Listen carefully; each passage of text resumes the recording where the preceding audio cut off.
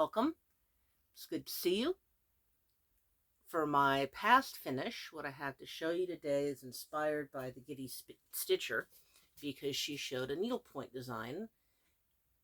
This is the one and only counted needlepoint that I have finished. I really enjoyed it.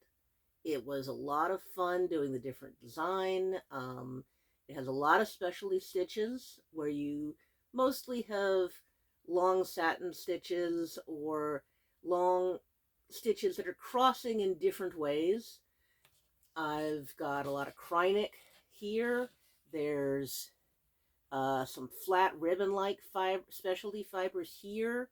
All of this was the called for fibers or fiber types. I'm not 100% sure if I had done color changes because this was a while ago. This is Colonial Patch by Jean Hilton. I just never got back around to doing that particular technique. I'd like to sometime. And if that's the kind of thing that appeals to you, it's really best to start with a pattern. I have never done a painted canvas, but a lot of people like doing those.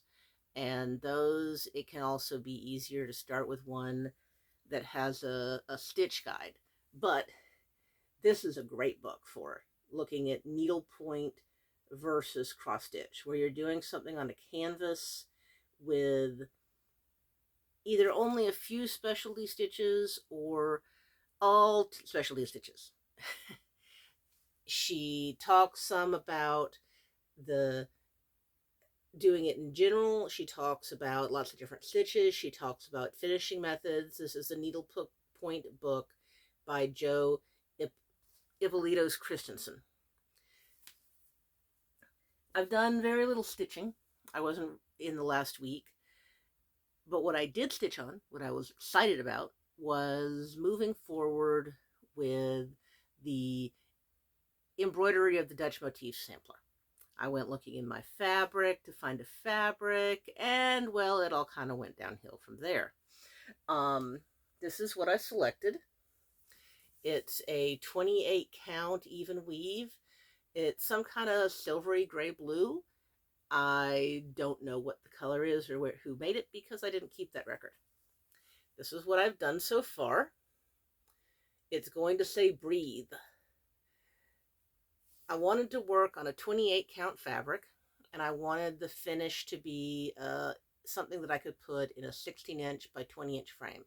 Because if I'm designing it, I might as well make it easy on myself to frame if I ever choose to do so. I knew I wasn't going to be able to fit a full alphabet of these pretty letters without leaving almost no room for the trees that I wanted to do. So I wanted to pick something that had some significance. So what ended up coming to mind after some brainstorming was breathe. The generation of oxygen, the having the greenery. I've thought about maybe putting a little science in that is motif design, but I'm thinking at the moment that I'm just going to use what's in the book. That's what this piece will be for. The alphabet I just showed you is currently being stitched in Water Lily's Hyacinth with the dark backstitch pieces in Thread Gatherer's Vintage Violet. I did say that right, yes? Yes. Which happened to be in my stash. I'm actually going to do this piece entirely in silks. Some of them I had bought for other projects in my past stitching life.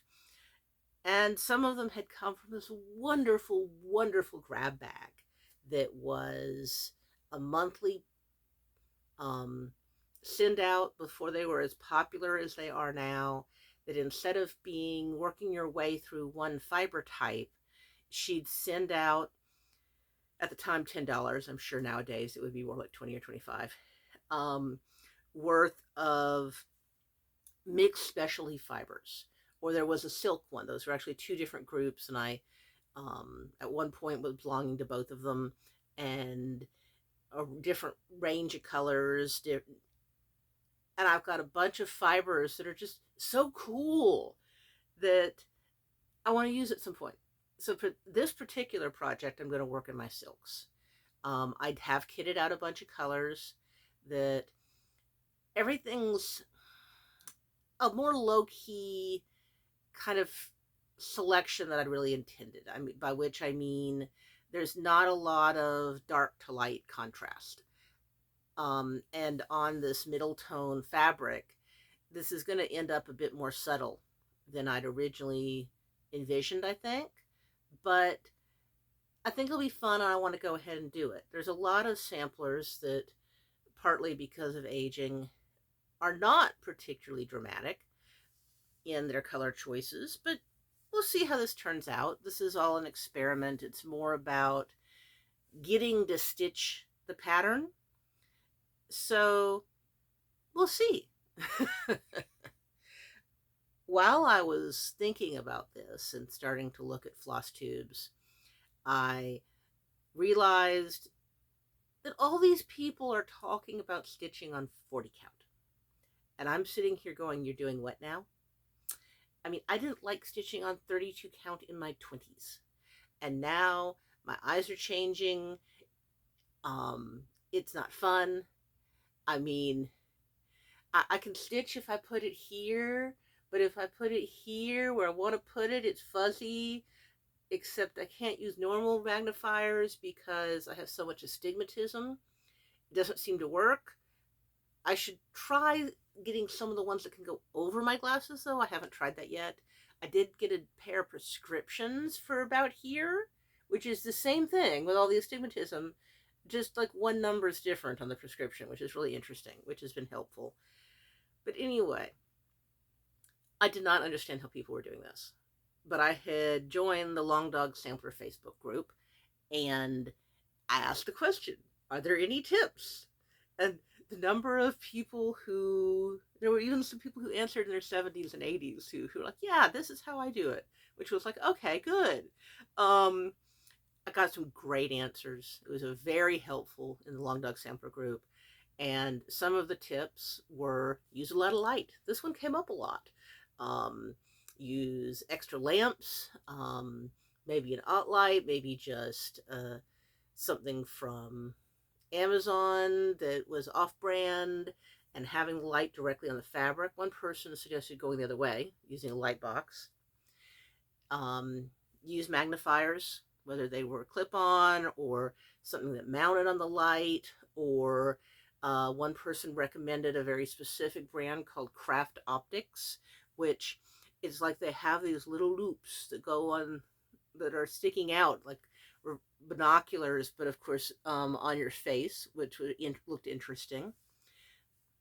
Then there was the idea of picking your fabric properly, to not use something really dark or something blinding white, because one person said that when she would try white, it would actually reflect too much in her eyes to be able to see well the holes, even with the something dark underneath it.